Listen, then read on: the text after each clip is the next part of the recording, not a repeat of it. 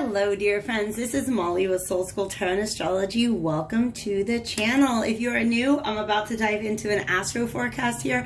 An astro forecast is just an opportunity that I take at every new and full moon to take a peek at what's going on in the sky and how the current planetary movements are going to be affecting us over the course of the next month. So these go from new moon to new moon and full moon to full moon. The energies do overlap. So if you have not checked out the new moon forecast that I did for Virgo. Did I do one? I think I did one. I did a forecast for the new moon in Virgo, which we had on September 17th. We're definitely still under that energy. And until the full moon in Aries on October 1st, we are still under the energy of the full moon in Pisces that we had back on September 2nd. So just to give you guys an idea of how everything lines up, how these energies work with one another.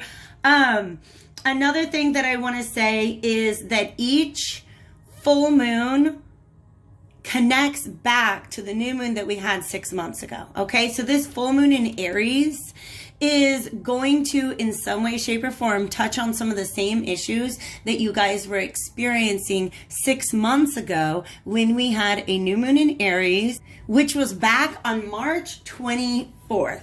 That is literally a week after they closed the schools that I was teaching in for the rest of the school year. We had just gone into lockdown when we had that new moon in Aries. And so a lot of people, I think, overlooked the opportunity that was presenting us to begin a new adventure, a new journey, because the world was not feeling super adventurous at that time. Things have changed now. So there's a lot of things with this full moon that get to be released. The new moon in Aries is the start of the astrological year, of the moon cycle year. This full moon in Aries is the midway point. So looking at the journey that we've set off into and understanding what it is that we need to release in order to stay on this path, in order to keep pursuing whatever it is we're pursuing, in order to maintain the drive that we need to get things done. So what I like to do when we got a full moons are all about release, of course. I like to take a peek, you know, this is what I do. Thanks to technological advances and just me working out some issues in my own home office, I now have a printed copy so that we can take a peek at this together. This is an aspect chart. If you guys are not familiar with viewing transit or natal astrology, basically this is just a table that tells us the relationship between the planets, which is also what the red and blue lines are doing here. Let's go ahead and start off by just identifying where are the sun and the moon. During a full moon, they're opposite one another. So the moon is, of course, here in Aries and the sun is going to be in Libra. Happy birthday to all my Libra suns. Today is Tuesday the 22nd and the first day of your season. So happy Libra season, you guys. Libra is for lovers. And when I look at this whole picture, I'm going to break it down for you guys, but when I look at this whole picture, what this Aries full moon is allowing us to leave behind is a bunch of ego, pride, misunderstanding, and hangups. Oh, some really old hangups that we're going to be able to ditch. But let's go ahead and get into that, okay? The sun is in Libra, the moon is in Aries. The moon is conjunct this little dude right here. Looks like a little key who's currently retrograde. He's about 2 degrees away from where the moon is on this full moon. That little tiny key is known as Chiron. Chiron is the wounded healer. All right. Chiron is, to me, the shadow aspect of the divine masculine as it is represented in Mars. Mars plays a pretty significant role in this new moon, in this full moon as well. And of course, it is the ruling planet of the sign that this full moon is in. So lots of masculine energy here.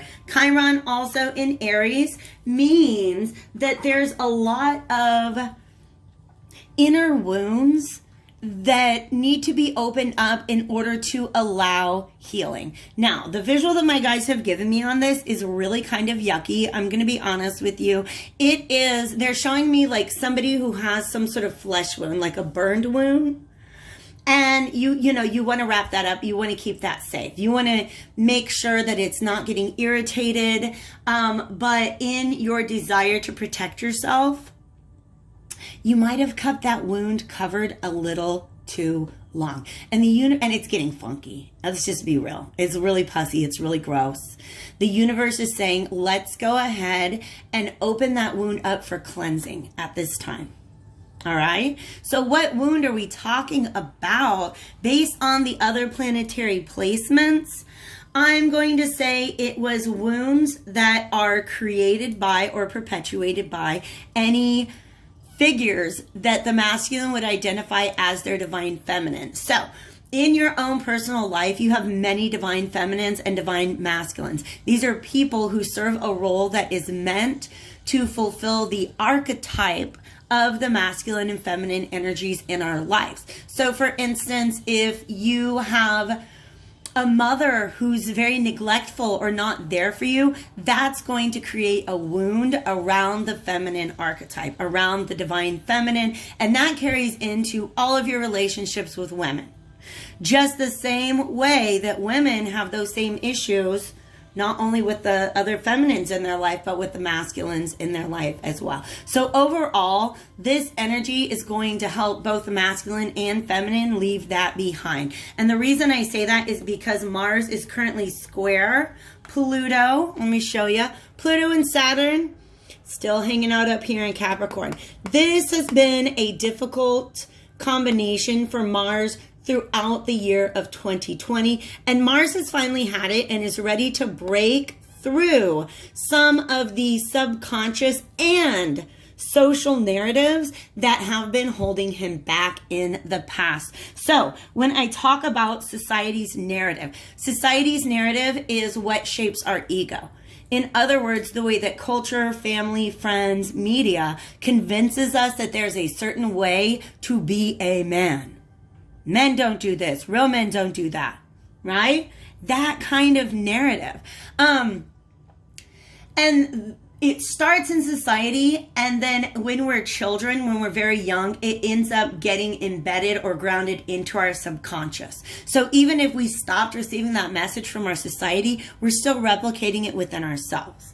And when I say ourselves, I'm not just talking about men going through this. I'm talking about each and every one of us has an inner masculine that's going through this energy, or at least affected by this energy at this time. And that's going to be true when I start talking about what's going on with the feminine under this new moon as well. Sorry, full moon, I keep saying it that way because Aries is the first sign of the zodiac.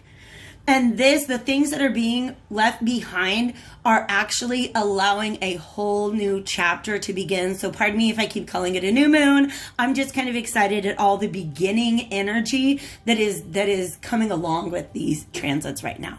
Okay, so I talked about how Mars is finally gaining the strength to reject the narrative that society has handed it or that's going on in their subconscious. For instance, saying, well, I'm not a real man if I do this, or like if I let her act like that, what does that mean about me as a man? You know, kind of those kind of narratives that are going on.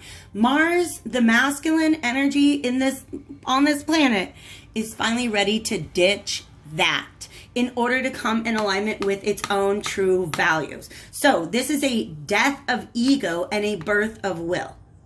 Okay? Ego is the shadow side, and will is the enlightened side. So this is major solar plexus energy right now. Okay?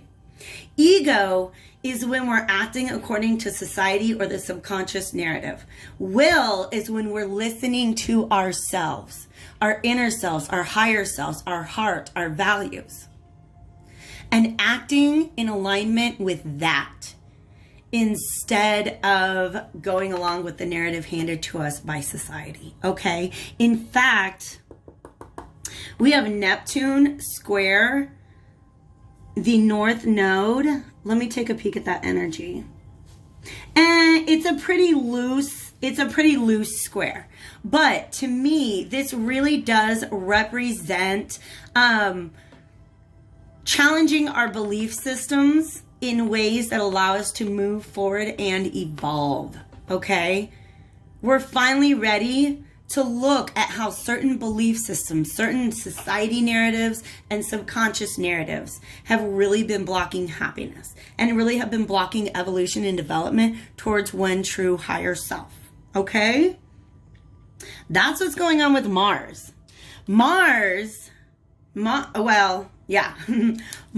check this out. Remember how I said Chiron is kind of like the shadow side of the masculine? Well, here we have,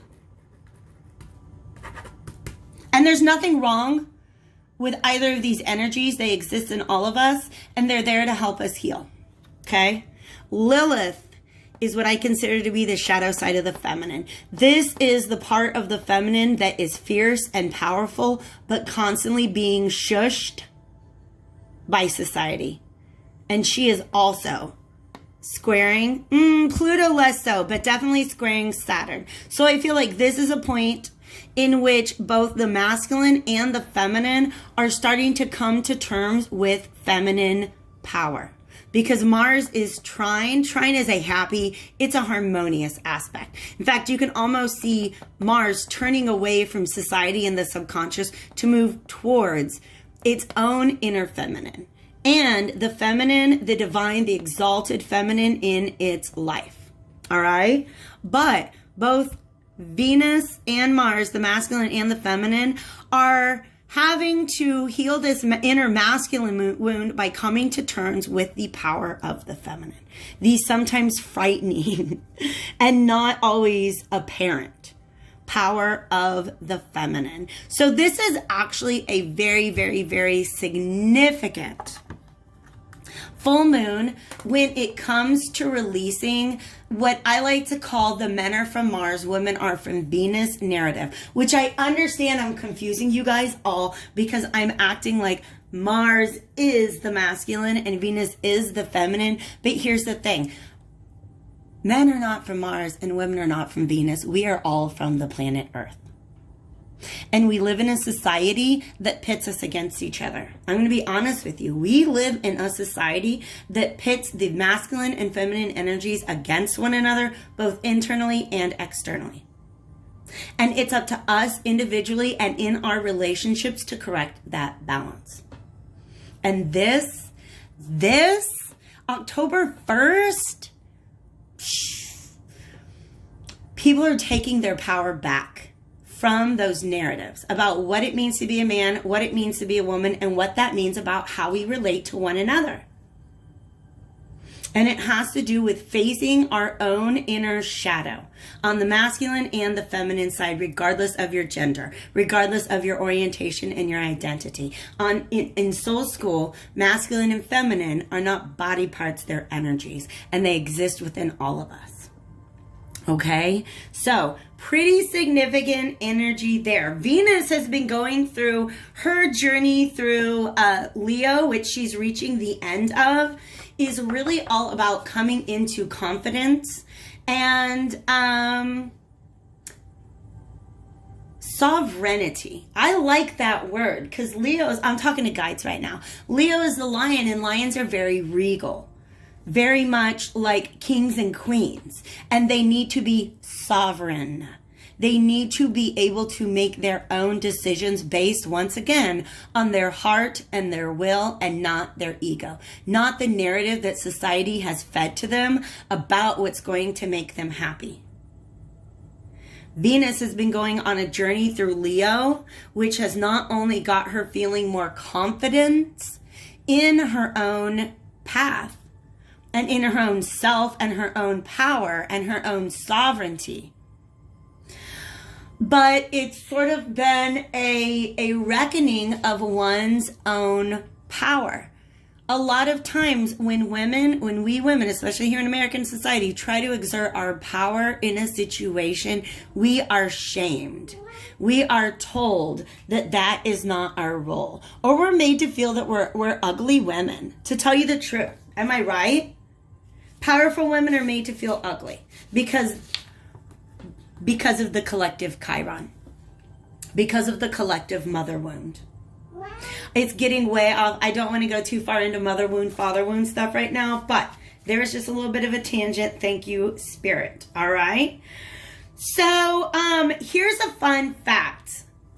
In addition to the sign shift that Venus is getting ready to go through right now, in fact, what she's doing, this energy creates almost a softening of the feminine as she moves into Virgo, the sign of the Virgin.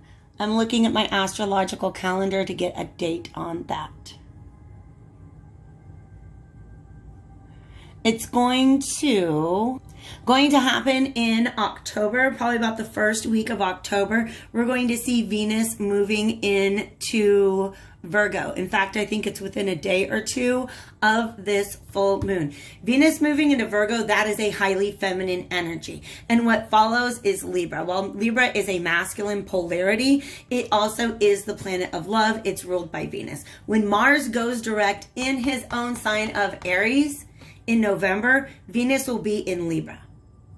I talked the other day about how the twin flame journey is very much timed by certain planets, Venus, Mars, Jupiter, Saturn. Okay, so there's a week in November that's going to open a door for reconciliation for twin flames and soulmates that are currently in separation. But this period needs to happen first, because this period is a shedding of a lot of the old energies and resentments that people carry towards themselves and the opposite sex. All right. So really it's all about the understanding the darkness in oneself and others, understanding where our triggers are and how we can handle those better in the future, rather than getting mad at somebody else for having triggered us. This is really about taking back one's power when it comes to our triggers. Pluto is the trigger planet. Pluto is, anytime you got anybody messing around with Pluto, feelings, old emotions, subconscious feelings are going to be triggered. This is about taking our power back and being responsible for our own triggers, rather than just carrying around anger and resentment for the person that caused the trigger in the first place. So a lot of healing that's going on at this time. However, this is not the time to talk about it. I do not feel that this is the time to engage in conversation. This is the time to do the healing within. I did a reading a while ago. You can find it on my Twin Flame Journey playlist. I think it was back in March, where I was talking about Venus and Mars going on empowering journeys separate from one another. That's going to prepare them for later union in a twin flame or soulmate scenario. Okay, so it's happening throughout the month of October. October is a healing month. It's not a time to talk. And the reason I say that is because at the time of this full moon in Aries, Mercury is opposed to Uranus retrograde. All right, Mercury is in Scorpio, and that can mean wanting to communicate our deepest, darkest desires and our feelings. And it's a good time for at least thinking those things out. But this aspect right here is making me feel like a little bit of a mini Mercury retrograde. Mercury will go retrograde in Scorpio October 13th. Did I say that right? October 14th through November 3rd. So this is going to be kind of like a preview of that energy. Again, you guys, communication can really get a little confused. Not only the messages we're receiving, but what we think we're communicating versus the words that are coming out of our mouth. That's just a thing that typically happens in Mercury retrograde. When Mercury is retrograde in Scorpio, those confusions are connected to our deepest emotions. And it's just not the best idea if you feel like a rush to just like, you know, shoot a message or you know, blurt something out. You're really going to have to slow down. You're really going to have to slow down with that. In general, if we're talking about the twin flame soulmate journey, the month of October is not for reconciliation. The month of November is going to provide those opportunities. All right. But I'll tell you what is going to be happening during this aspect, during this full moon in Aries, is telepathic communication. I'm not lying to you guys. A lot of people have a telepathic link with their soulmate, twin flame, anybody who's very, very close to them that they're in separation with. And Uranus, while Mercury is the planet of communication in the world, right? There's like 3D communication. Uranus is like 5D communication, okay? Uranus is an energy right now. Our higher self is really, really working on not being so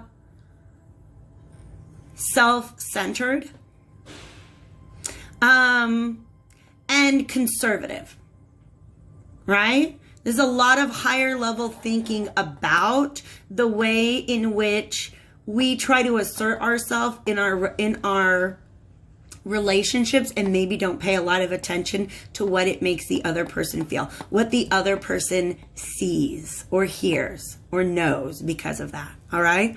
So what's going on at this time is a lot of, yeah, like I said, telepathic communication. All right. So if you're in separation with somebody, you feel like you want to reach out, think about doing it on the mental plane in meditation as opposed to in person. I'm not saying like if you run into your ex and you know that there's things to resolve, or you run into a friend and you're ready to make peace, don't run away from that because of what Mercury's doing. All I'm saying is just take your time, be considerate, make sure that you're really, really thinking about the emotional space that you're coming from when you communicate with others. So, pretty big full moon, if you ask me. I went ahead and covered everything that I wanted to, and now I'm going to go ahead and launch into another video where I'm going to do a reading for this. I feel like Spirit wants to get a little more specific in outlining what some of us are going to be shedding or leaving behind during this Aries full moon in order to prepare us for union in the future. And when I say union in the future, I'm talking about the inner union of the divine masculine and feminine, the healing of the divine masculine and feminine, because that really needs to be done in order for us to be brought into alignment, 2222, into alignment with healthy, non-toxic relationships. Okay? Take real good care of yourselves, guys. Don't forget to check out the tarot reading that goes along with this. Hit that like button before you go, and take really good care of yourselves.